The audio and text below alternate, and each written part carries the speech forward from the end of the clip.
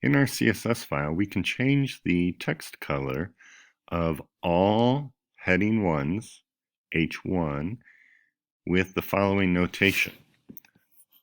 We have H1 is our selector, then a opening brace, then what we're going to change, so color, the property we're going to change, colon, the value that we're setting it to, red, and then semicolon to tell it that we are done with our color.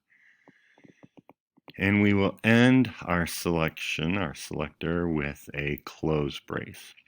So this particular example here would set all H1 text colors to be red, and it would actually also center the text on the screen left to right.